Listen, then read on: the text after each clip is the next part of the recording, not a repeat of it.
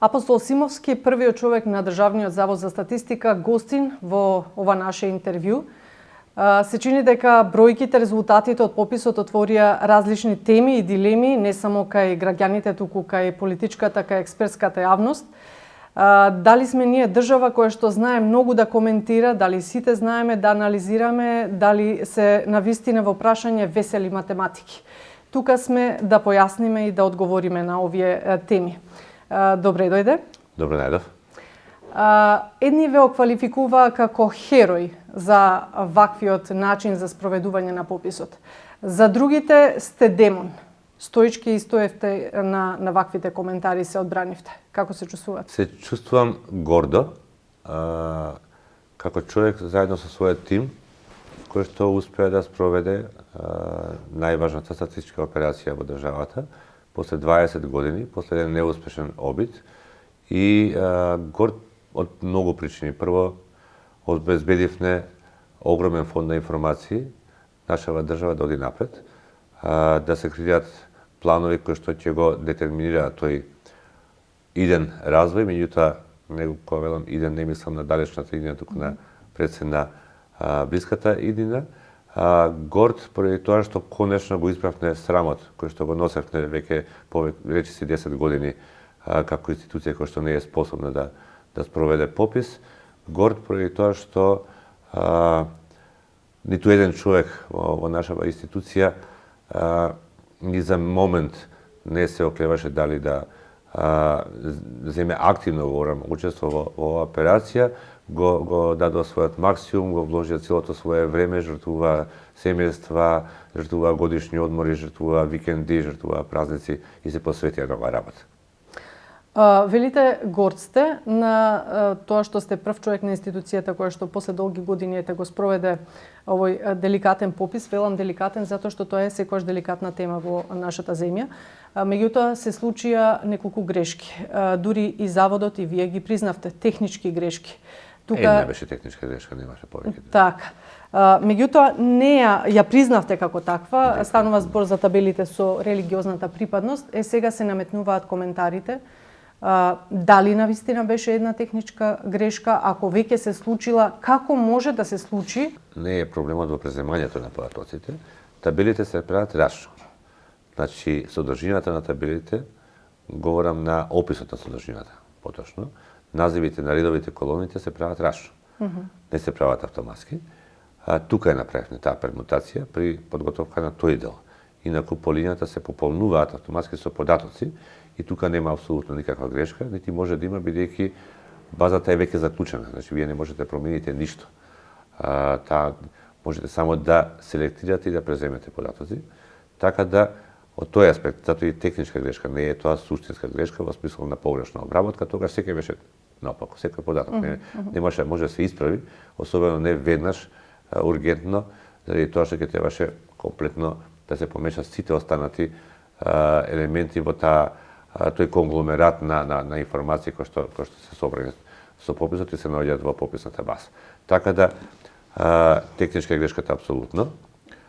Тоа, јас синоќа бев гостување на друга емисија и кажав еден пример, па ми се налутија малку, и веќе го повторам тој пример, без да ми се налутите, немојте, не ми е намерата. Да, тука сте, да. Сега снимаме во ова студио, каде што покрај нас двајца има еден куп техника околу. Било што од таа техника во момент може да закаже, меѓутоа се интервенира и еве се средува грешката за кратко време, се продолжува се емисијата.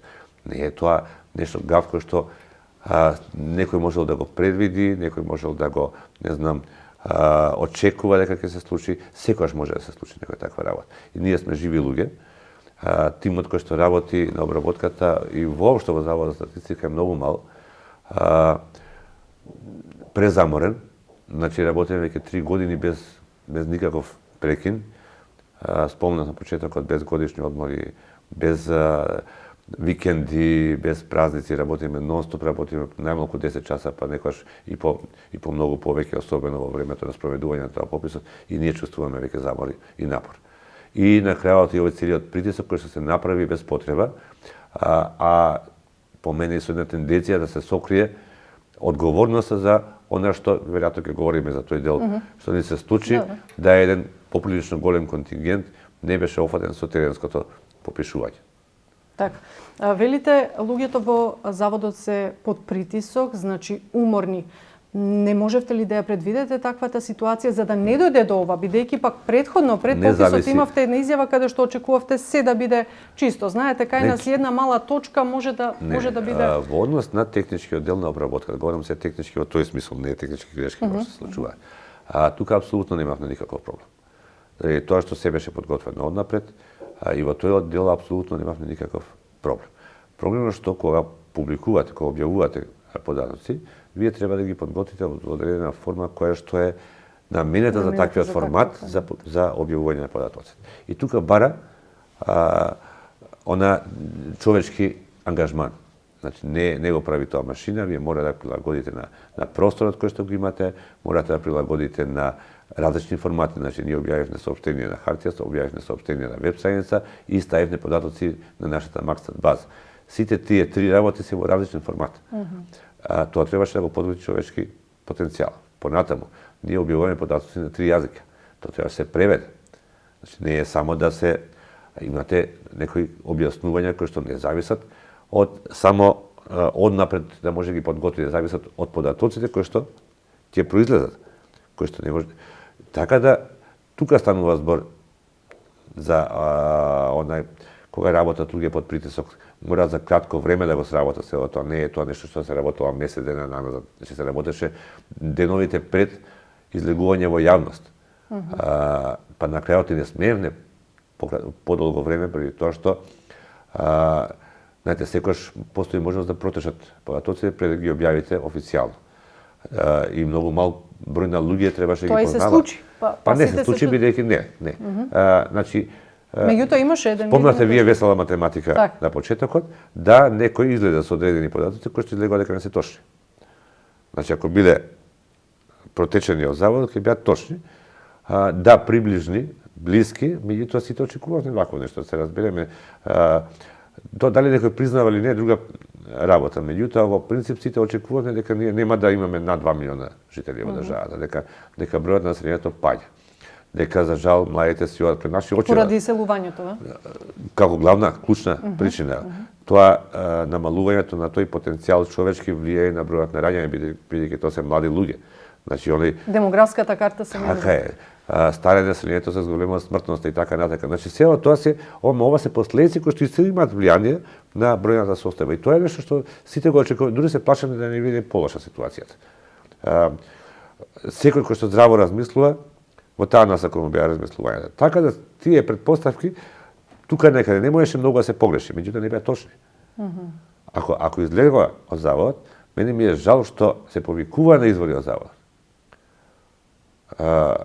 Тие што објавуваат такви податоци, што апсолутно ајде тоа е за некои процеси понатаму. Не сакаме во такви да влегуваме процеси, меѓутоа вие директно бевте инволвирани на ваш грб да бидат и гонети кривично за ваква работа, бидејќи треба да докаже дека некој им дал податоци, особено погрешни податоци. Нели, па ако некој им дал колку да се откачи, ама им дал погрешни за да тогаш наседнале. Како год да е, битно е дека јавноста погрешно се информираше и излеговме многу брзо после тоа со официјалните податоци, тие се. За жал сме многу помалку. За жал тоа ќе има реперкусии на следните податоци кои ќе објавуваме, особено таму во оној делот на економските карактеристики на населението, потенцијалот работен кој што го имаме, кој што треба да не води. Во креирањето на економските политики ќе се одрази така. Дефинитивно ќе се одрази. Ќе покажеме дека имаме голем недостаток на работна сила. Ние бараме инвестиција, а кого ќе вработуваме? И не само тоа, со каков капацитет, квалитет е тој каков таков потенцијал што го имаме, уште што не е ангажиран во тој работен процес и слично. Така да има уште многу работи кои што веројатно ќе ни изненадуваат, меѓутоа нашата обврска беше да дадеме реална слика. Колку год да е таа грда или убава. Можеме ли да му веруваме на овие бројки? Абсолютно. Колку е пописот веродостоен, бидејќи за едната опција тој не се признава, за другите супер, значи бројките се веродостојни. Значи не знам јас опција или не опција, јас знам една работа. Политичките структури искрено да бидам воопшто не ги слушам. И тоа што тие тера своја политичка агенда. Значи, секој ја врти воата на својата воденица во смисла на тоа да нивното гласачко тело го убедат во нешто што дали е така или не е така од политички аспект. Значи, дали е тоа популистички, дали е тоа, не знам, некакви си градење на политички поени, на краткорочни, на кратки патеки и така натака, и не ме интересира. Она што ме зачудува, што таа така наречена стручна јавност не разбира што сме објавили.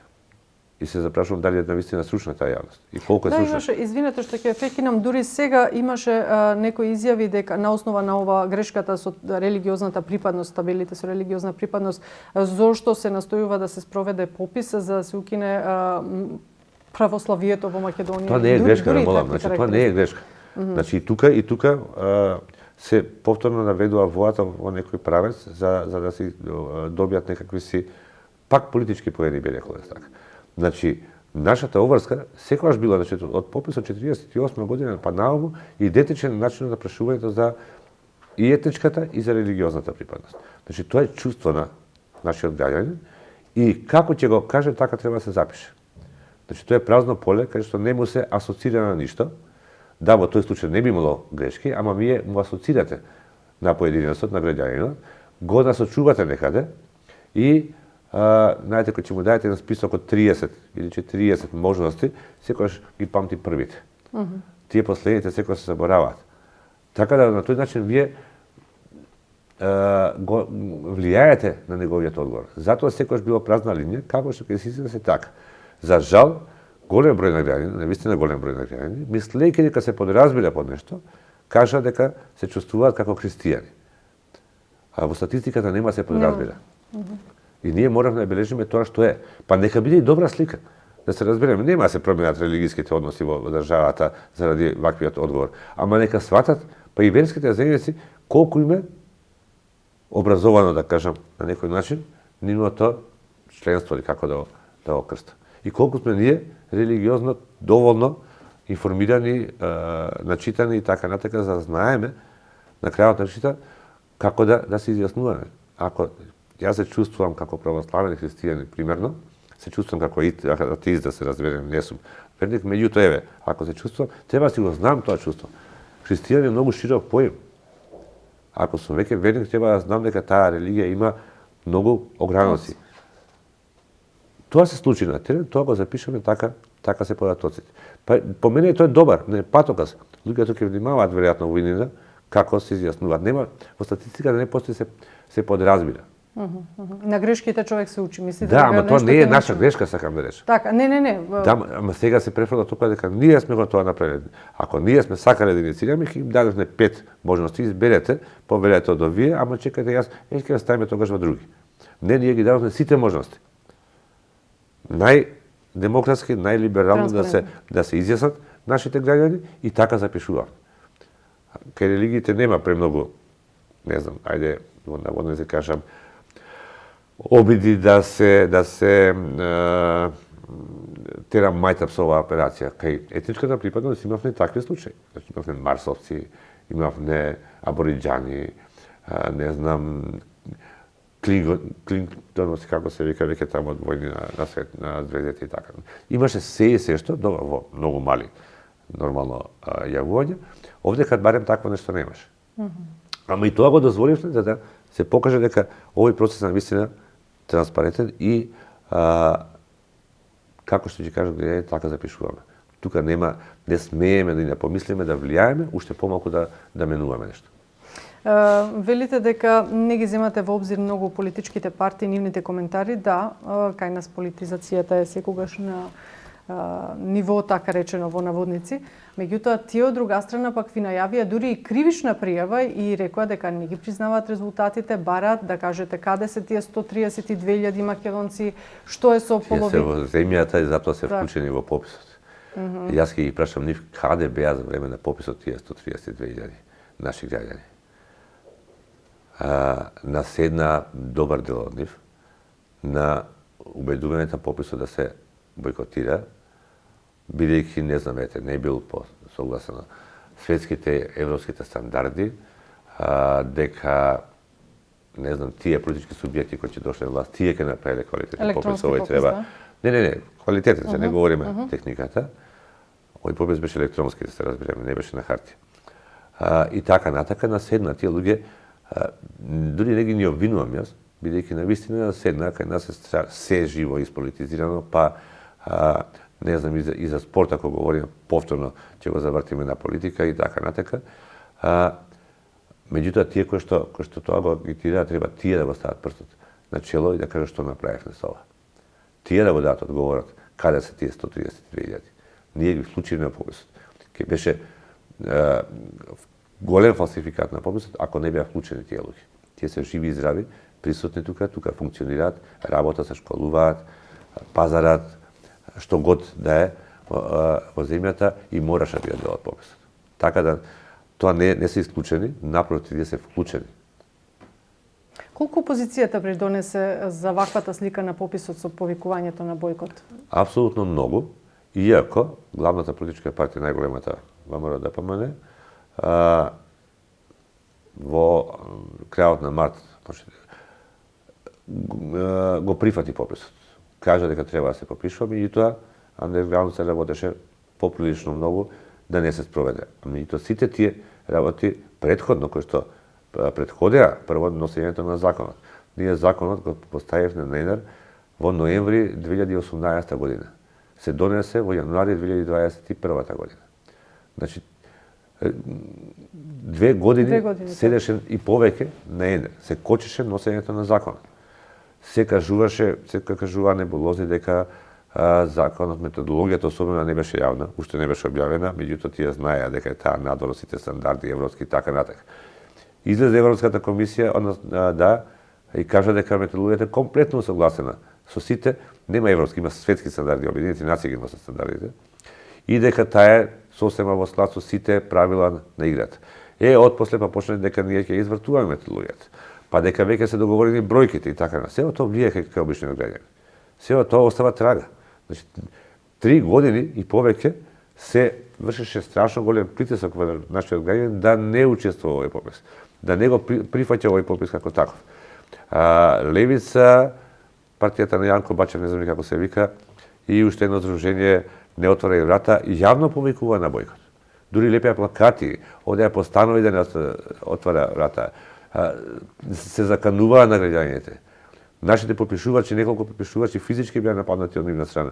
Да, но имаше од друга страна пак и критики за вашите попишувачи дека не биле соодветни, не биле обучени за такви. Знаете што вака е на работа? Секоја критика ја прифаќавме веднаш. Значи, тоа се луѓе кои што не се дел од заводот. Ние ангажиравме 4.000 и со инструкторите 4.500 надворешни луѓе. Требаше 5.500 да бидат. Се може да се очекува, никога не можете вие идеално да го поставите, меѓутоа реагиравме на секој такво јавување. Да, имаше одредени работи каде што покренати постапки против попишувачи, се разбереме заради тоа што правеа нешто што е надвор од она што смеја да го прават. Направиве некои грешки, ќе кажам, случаи каде што не прашувале заедничката приправа, самите ги запишувале. Меѓутоа граѓаните веднаш реагираа. Тие попишувачи веднаш беа отстранети и таму попишувањето беше повторено. Значи ние реагиравме апсолутно каде што попишувачот беше тој кој што направил проблем. Да, имаше неколку случаи такви и покрај тоа што имавме недостиг на попишувачи, веднаш реагиравме и ги отстранувавме тие попишувачи. Така да секогаш кога што имавме било какви дојави од страна на граѓаните, а верувате гореа телефоните, многу од тие јавувања беа сосема без основа, провокации и слично, меѓутоа имаше и конкретни ситуации каде што апсолутно секаде реагиравме, секаде проверивме. Значи не земавме здраво, ова е провокација, ние да ги двоиме. Не. Секоја војна реагиравме, проверувавме што е целата работа. Таму кај што имаше стварно навистина основа, веднаш реагиравме. Таму кај што немаше основа, не реагиравме, заради тоа што немаше никаков проблем. Сакаше се крира проблемот, не беше створен. Така да во тој дел не може никој да ни префали било каква вина нам. Да, можеби вие не сте имале намера да бидете попишани. Меѓутоа не сте биле дома. Ние сте дошле, се оставиле порака.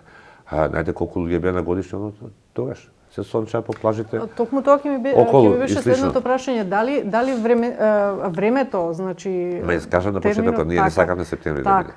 Септември е ужасно Ама дали тоа не ви се одби од глава, затоа што вие сте, не беше наша одлука. Не беше, ама немаше друг избор. Не беше друг избор. Значи, бевме ставени, како викаат англичаните, take it or leave it. Знаеме дека септември е најлошиот период. Јули и август е уште полош, да кажеме. Меѓутоа, може би не беа толку лоши јули и август, бидејќи беше уште цела Европа беше во локдаун. Дури крајот на август се отворија туристичките центри. И затоа населението награна година и пол нема излезено од дома луѓето. Значи беа желни да видат сонце, да видат море, да видат езеро, што god да е. Да излезат надвор од дома на крајот. Второ, во септември имаме страшно интензивни работи во земјоделието. Луѓето се прибираат дома после 8 часот навечер. Значи, вие ако немате тој денот е изгубен по селата или по руралните средини кај што има кај што земјоделството е главна активност, вие изгубен денот теко на денот. Вие пропишувате саат време се да се од 8 до 9 часот. Па дали тогаш ќе ве примат уморни од работа? Да се измија, да се истушира, да се средат луѓето, нема вас дома да ве примат во тој период. Имаме многу причини. Да, дел од тие 132.000 веројатно се и од овие причини. Меѓутоа, на сите тие кои што по било кој основ не беа фатени, не им дошло попишуваш, ние дадовме и друга можност. 10 дена имавме пунктови отворени кај што секој од тие граѓани можеше да се попише. Дел не го искористи, знаете, ние сме малку и се ириджи како народ. Што со диаспората? Бидејќи за тоа ви беше забележано половина 500.000. Пописот во диаспората не беше обврска, за разлика од пописот во земјата. Законот вели во земјата пописот е законска обврска, а за диаспората беше можност да се попишат и на добра волја зависеше од граѓаните. Ние немавме можност да одиме таму да попишуваме. Тоа го правиме оно што го правихме во земјата. Гледате, во земјата имаше се испусти луѓе, а замислете во цел свет да пратиме попишувачи. Прво кај би ги нашле, второ кој ќе ви дозволи на крајот на крajот во туѓа земја да спроведувате попис. И дадовме можност преку апликација за само попишување. Кампањата ја водевме колку што бевме во можност да ја водиме. Беше време на пандемија, локдаун, физички контакти беа речиси невозможни, ги немаше скоро. Нашите здруженија кои што се таму не функционира де факто, функционира може и по онлайн мрежи и слично, го немаше тој контакт.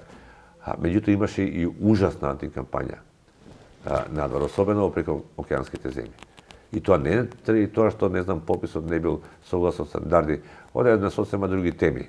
Одеа тоа дека не се попишувале во Северна Македонија и така натака, не знам, од такви некакви си аспекти, кои што, нели, удираат во психата кај човекот и ја наоѓаат на тенка точка која ги боли сите, веројатно, и така натака. Така да, и на крајот да беше се идеално. Никој не гаеше илузии дека ќе ги фатиме сите кои се надвор дошават. Ние ја знаеме таа бројка сега, бидејќи регистарот на државјани ни кажува која е бројката на државјани. Сте попишале тука во земјата присутни толку, остатокот не се тука. А имате 100% покриеност на тоа што е присутно тука. Да тоа гарантирате. Значи, точно знаете колку се надвор. Да, ни остана околу 350.000 непопишани луѓе надвор. Ама не гајате илузија дека ќе ги попишеме. Ние сакаме да собереме со пописот на диаспората, како што е видите, односно нашите државјани кои се осути во странство, да добиеме некакви сознанија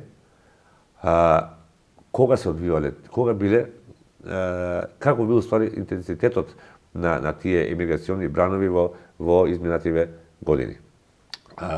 Од кои места се случувале, во кој правци се одвивале. Зашто? За да може државата, бидејќи се согласиме на почетокот дека тоа имиграцијата е клучниот проблем кој што прави дополнителни реперкусии во односи на наталитетот и на морталитетот, на економската ситуација, на образовната ситуација и така натака.